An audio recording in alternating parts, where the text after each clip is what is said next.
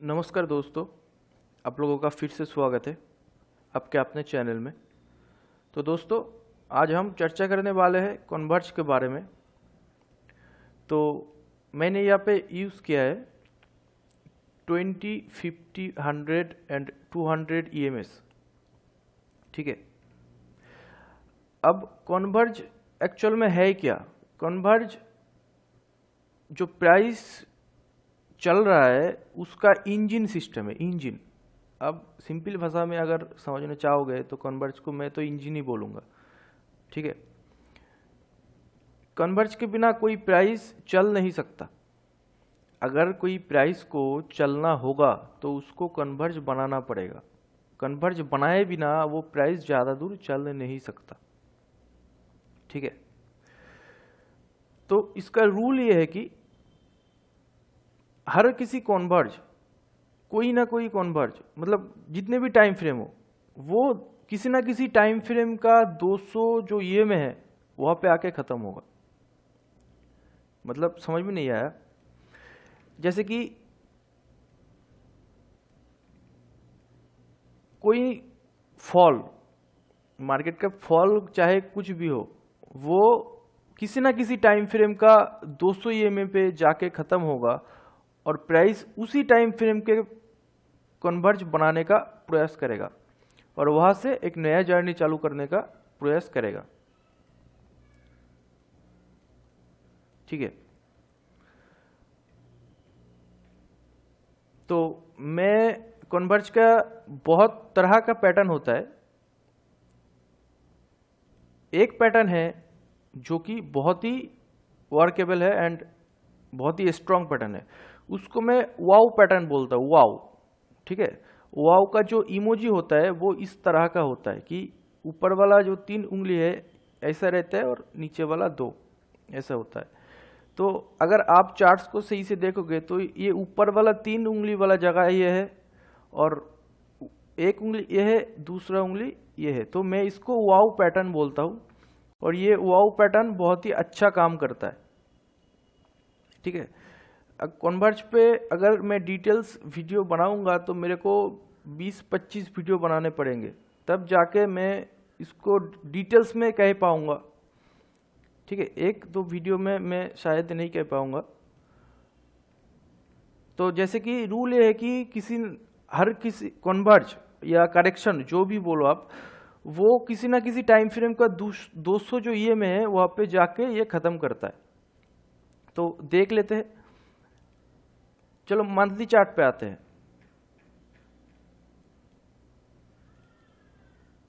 ये जो एरिया है यहाँ पे प्राइस रुका हुआ है, तो ये किसी ना किसी टाइम फ्रेम का 200 EMA पे जाके खत्म होगा। देखिए, ये डेली चार्ट के डेली टाइम फ्रेम के 200 EMA पे आके ये कन्वर्ज खत्म हुआ और यहाँ पे इसने कन्वर्ज बनाया, फिर एक नया जर्नी चालू किया और फिर से प्राइस वापस आया 200 पे आके ही रुका। अब इसको ऐसे नहीं पकड़ना है कि मतलब एकदम से ऐसा टच करेगा, यहाँ से उठ जाएगा, ये नहीं है। ये इसको भी 200 EMA ही बना जाएगा। मतलब एक एरिया है, एक जोन। ठीक है, एक एरिया, एक जोन, इस जोन के हिसाब से देखना है। एग्जैक्ट नहीं ढूंढना है कि भाई हर बार ये एग्जैक्ट ऐसा नहीं होगा। ठीक है, तो इसको भी 200 EMA ही माना जाएगा।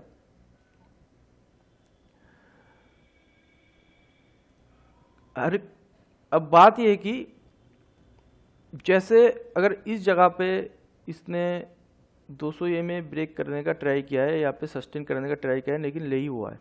अगर फिर से प्राइस इसके नीचे आता तो ये क्या करता? ये तो डेली टाइम फ्रेम है, तो ये वीकली टाइम फ्रेम का 200 EMA पे चला जाता। ठीक है, और वहां पे रुकता या फिर कन्वर्ज बनाता। तो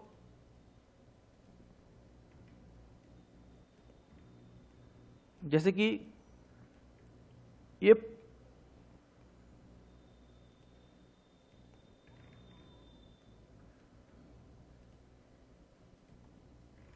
ये देखिए, ये 3 मिनट का कन्वर्ज बनाया यहाँ पे, 3 मिनट टाइम फ्रेम का यहाँ पे कन्वर्ज बना। ठीक है, अब प्राइस इसको यहाँ से ब्रेक किया, इसने यहाँ से प्राइस को ब्रेक किया तो ये कहाँ पे जाके रुका, 5 मिनट को भी ब्रेक कर दिया और ये अभी 10 मिनट पे रुका हुआ है। ठीक है, तो हमें कैसे पता चलेगा कि ये 10 मिनट पे ही बनाएगा कन्वर्ज और यहाँ से ही उठेगा? तो उस पता लगाने का सिस्टम ये है कि अगर प्राइस यहाँ पे आके एक अच्छा सा बाउंस बैक देता है और ये प्राइस यहाँ तक चलता है,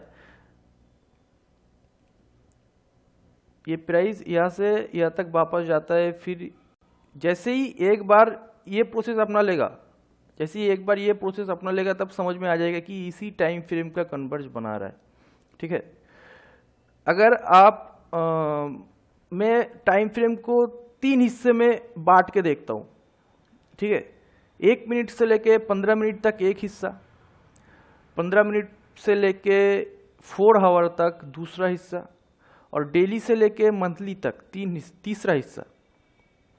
ठीक है, अगर कोई प्राइस 15 मिनट के अंदर किसी टाइम फ्रेम पे कन्वर्ज बना रहा हो तो आपको ये समझ जाना चाहिए कि ये 1 हफ्ते के अंदर या 1.5 हफ्ते के अंदर वापस ट्रेंडिंग होने वाला है। अगर 15 मिनट से लेके 4 आवर तक कोई प्राइस रुका हुआ है या फिर कन्वर्ज बना रहा है तो आपको ये समझ जाना चाहिए कि ये प्राइस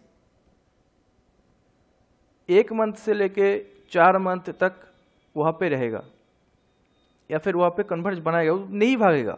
आप देख लेना जितनी भी चार्ट्स है वो टाइम लगाएगा ही लगाएगा, 1 मंथ से लेके 4 मंथ तक वहाँ पे रुकेगा ही रुकेगा, फिर जाके वो भागने का ट्राई करेगा।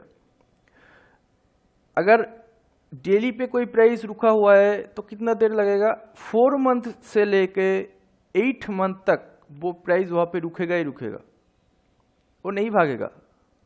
4-5 मंथ से मतलब तो कम में वो रुकेगा ही नहीं, मतलब भागेगा ही नहीं, उसको टाइम लगना ही लगना है। तो डेली टाइम फ्रेम पे 4 मंथ से लेके 8 मंथ तक टाइम लगता है। अब 6 पकड़ लीजिए, 6 मंथ से लेके 8 मंथ तक टाइम लगता है। वीकली टाइम फ्रेम पे 2.5 साल से लेके 3 साल तक टाइम लगता है, 2.5 साल से लेके 3 साल तक टाइम लगता है वीकली टाइम फ्रेम का कन्वर्ज बनाने में। मंथली टाइम फ्रेम का कन्वर्ज बनाने में आप 8 से 12 साल टाइम लगता है। मंथली टाइम फ्रेम का कन्वर्ज अगर आप ढूंढ पाओगे तो वो मल्टीबैगर हो जाएगा और वहाँ पे 8 से 12 साल का टाइम लगता है। तो ये टाइमिंग हमें किस तरह से बचा सकता है, जैसे कि ये TCI का चार्ट्स है, अब ये यहाँ पे कन्वर्ज करके ये भागने का ट्राई कर रहा है, लेकिन सही से देखा जाए तो मैंने क्या कहा है कि डेली का टाइम फ्रेम मतलब मिनिमम 5-6 मंथ टाइम लगना चाहिए, जो कि ये 120 कैंडल बनाया है, इसका टाइम पूरा नहीं हुआ है। इसका टाइम कब पूरा होगा, जब ये 155-160 कैंडल्स बना लेगा। मतलब ये जो कन्वर्ज चल रहा है अभी, जो ये इसने ब्रेकआउट दिया, ये फॉल्स ब्रेकआउट है, ये चाहे भी तो इतना दूर जाएगा फिर वापस आएगा।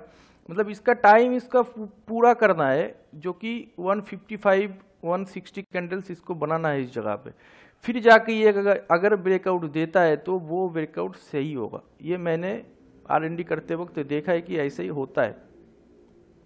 ठीक है, जैसे कि ये स्टॉक को आप जानते ही हो, डीमार्ट।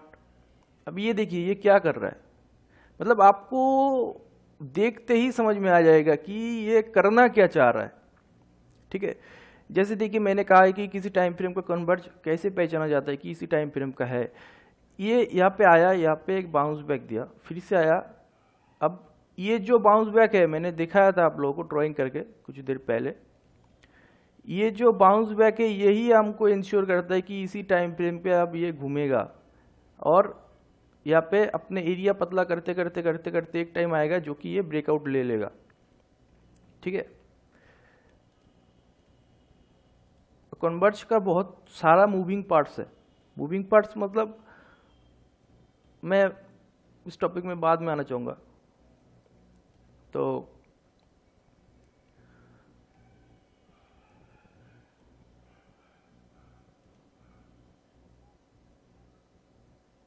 जैसे कि देखिए ये मंथली चार्ट है स्टॉक का। अब हमें स्टॉक मार्केट में चार्ट रीडिंग में ढूंढना क्या रहता है, हमें करेक्शन ढूंढना रहता है। हम ट्रेंड कभी ढूंढ के पकड़ नहीं सकते। आप अगर ट्रेंड ढूंढ रहे हो तो आप गलती कर रहे हो।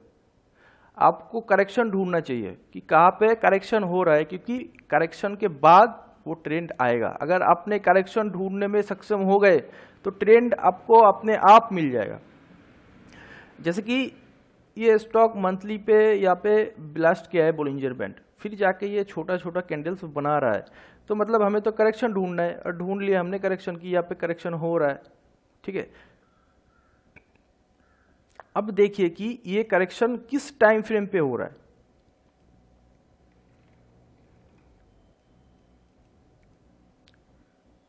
जैसे ये देखिए, ये हावर्ली का करेक्शन नहीं है, इससे बड़ा टाइम फ्रेम का करेक्शन है।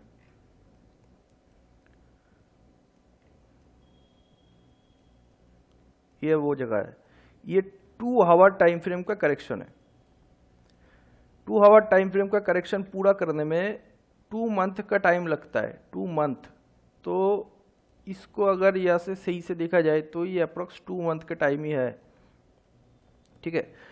तो आपको क्या करना है कि इसको कटने का इंतजार करना है, इस एरिया को कटने का इंतजार करना है, और यहाँ पे एंट्री लेना है और इसके साथ चलना है, जैसे कि हमने बोलिंजर बैंड के क्लास में बताए थे।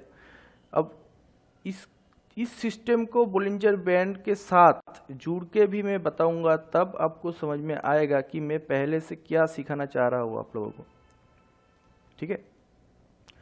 कोई भी चार्ट, कैसा भी चार्ट हो, कि कोई भी स्टॉक हो, आपको खुलते ही समझ में आ जाएगा कि ये क्या हो रहा है क्या नहीं हो रहा है।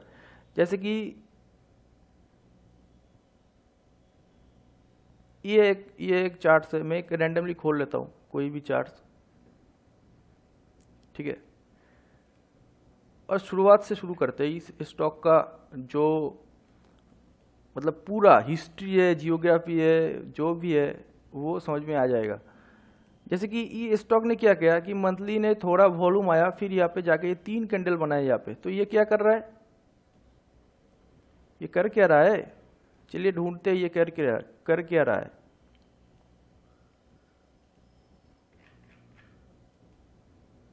ये देखिए,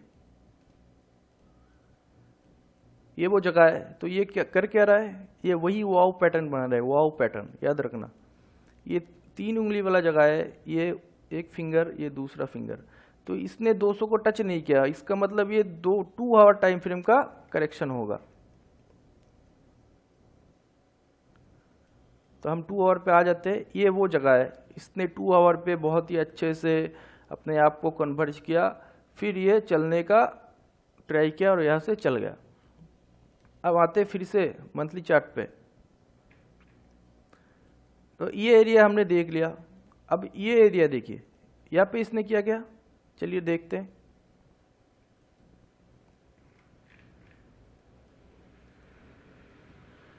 ये आवरली को, ये देखिए, इसने आवरली का जो 200 EM है उसको इस जगह पे ब्रेक किया, मतलब इस जगह पे इसने सही से ब्रेक कर दिया आवरली का। तो हमें इससे ये समझ में आ गया है कि ये अभी इससे बड़ा टाइम फ्रेम पे कन्वर्ज बनाने जा रहा है। इससे बड़ा टाइम फ्रेम मतलब 2 आवर हो सकता है, 3 आवर हो सकता है। चलिए 3 आवर पे जाके देखते हैं। ये वो एरिया है, देखिए ये वो एरिया है। तो इसने 3 आवर का कन्वर्ज बनाया। अब इस जगह को आपको सही से समझना है कि ये जो है ये ब्रेकआउट नहीं है, ये नीचे का जाने का ट्राई नहीं कर रहा है। ये जो फिर से आया, ये जो कैंडल यहाँ पे आया, अगर इसको ऐसे फिर से ब्रेक कर देता तो हमें समझ में आ जाता कि यहाँ पे इसने कट किया है, मतलब ये इससे बड़ा टाइम फ्रेम पे कन्वर्ज बनाने जा रहा है, ठीक है। तो इसने यहाँ पे कन्वर्ज बनाया और फिर से इसने चलना चालू कर दिया। अब देखिए ये छोटे छोटे क्या है, मतलब हर टाइम फ्रेम के साथ ऐसा ही होगा। ये छोटा छोटा क्या है, ये भी किसी ना किसी टाइम फ्रेम का कन्वर्ज बना रहा है। अब चलिए 15 मिनट पे जाके देखते हैं।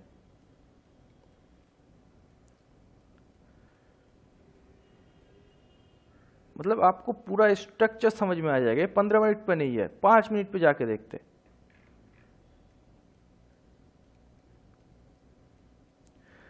आपको पूरा प्राइस जो है, जो कि चलता है किसी भी स्टॉक में, किसी भी चार्ट का, वो उसको समझ में आ जाएगा कि ये क्यों चल रहा है, इसमें हमें क्या करना है, कब एंट्री लेना है, कब निकलना है, कितना दूर जाएगा, सब कुछ, कब भागेगा, हर किसी सवाल का आंसर मिलेगा आपको अगर डीप स्टडी करोगे आप इस चीज़ पे।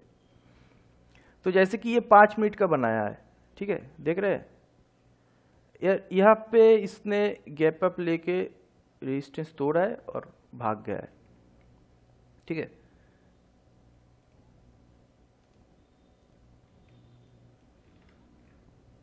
अब वापस से आते हैं मंथली चार्ट पे। हमने इस जगह को देख लिया, इस जगह को देख लिया। अब ये जो जगह है ये क्या कर रहा है, ये एक्चुअल में डेली का कन्वर्ज बना रहा है, ये डेली का कन्वर्ज बना रहा है, और जो कि इसका टाइम अभी तक पूरा नहीं हुआ, इसका टाइम अभी तक पूरा नहीं हुआ। डेली मिनिमम 6 मंथ तो लगना चाहिए, 5 से 6 मंथ। तो 150 160 कैंडल्स इसको बनाना चाहिए। मतलब ये इतना दूर आएगा, आएगा ही आएगा, ये इतना दूर आएगा, फिर यहाँ से अगर ब्रेकआउट लेने का ट्राई करेगा फिर वो सही जाएगा। अदरवाइज ये देखिए, ये थोड़ा गया, अभी लोगों को ट्रैपिंग कर रहा है, और फिर से वापस आएगा इसके अंदर, यहाँ पे थोड़ा टाइम बिताएगा, फिर भाग जाएगा, ठीक है। एक कन्वर्ज के अंदर 2 टाइप का, अपने अभी तक क्या सुना होगा मार्केट में कि लोग ये बताते हैं कि या तो टाइम वाइज करेक्शन होगा या तो प्राइस वाइज करेक्शन होगा। अगर मैं कहूँ कि हर किसी करेक्शन में 2 तरह का करेक्शन एक साथ होता है, टाइम वाइज भी करेक्शन होता है, प्राइस वाइज भी करेक्शन होता है। तो चलिए हम एग्जाम्पल रिलायंस चार्ट से देख लेते हैं, ठीक है। जैसे कि ये रिलायंस कुछ दिन पहले इसने इसको तोड़ के, मतलब ये कन्वर्ज तोड़ के निकला था, और हमने इस पर ट्रेड भी लिए थे, अच्छा मुनाफा भी कमाए थे। तो टाइम वाइज करेक्शन क्या है और प्राइस वाइज करेक्शन देखिए। ये जो ऊपर से 200 EMA तक गिरा, ये क्या है, ये है प्राइस वाइज करेक्शन। अब गिरने के बाद इसने यहाँ पे जो टाइम बिताया, ये क्या है, ये टाइम वाइज करेक्शन। हर किसी कन्वर्ज में टाइम वाइज करेक्शन या प्राइस वाइज करेक्शन, ये 2 एक साथ होगा, ये 2 पार्ट एक साथ होगा, फिर जाके वो प्राइस भागेगा। चार्ट्स तो बहुत सारे हैं, बहुत सारे स्टॉक्स है, अब जाके चेक कर लीजिएगा, हर जगह ये सेम ही होगा। अब जैसे देखिए कैसे मिलते जाएंगे आपके, मतलब जो सवाल है जो आप इतने दिन किसी से पूछते थे वो आप खुद निकल पाओगे। तो देखिए ये क्या है, ये चीज़ क्या है, ये किसी टाइम फ्रेम का कन्वर्ज बना रहा है। कौन से टाइम फ्रेम का, आवरली टाइम फ्रेम का। देखिए हर जगह मैंने डेली भी दिखाया, मंथली भी दिखाया, वीकली भी दिखाया, 5 मिनट भी दिखाया, सब कुछ दिखाया। कहीं पे आपको ये दिखने को मिला कि ये जो पैटर्न है ये कोई दूसरा पैटर्न दिख रहा है आपको? हर जगह ये सेम ही बनेगा। देखिए बनाना सेम। तो इसने यहाँ पे टाइम बिताया फिर भागा। अब ये जो गिरावट है ये क्या कर रहा है, ये जो गिरावट है ये क्या कर रहा है, ये भी किसी ना किसी टाइम फ्रेम का कन्वर्ज बना रहा है। चलिए देखते हैं, ये 15 मिनट टाइम फ्रेम का कन्वर्ज बना रहा है। देखिए ये 15 मिनट टाइम फ्रेम का कन्वर्ज बनाया, फिर यहाँ पे इसने चलने का ट्राई किया। अब देखिए ये जो क्या कर रहा है, ये जो छोटा छोटा, ये भी किसी ना किसी टाइम फ्रेम का ही कन्वर्ज है। 5 मिनट का नहीं है, 4 मिनट का हो सकता है, नहीं 3 मिनट का हो सकता है। देखिए ये 3 मिनट का कन्वर्ज है, इसने 3 मिनट का कन्वर्ज बनाया, फिर एक नया जर्नी चालू किया। मतलब ये तो अब लिख लीजिए कि कन्वर्ज करे बिना कोई प्राइस चल ही नहीं सकता। Know if but.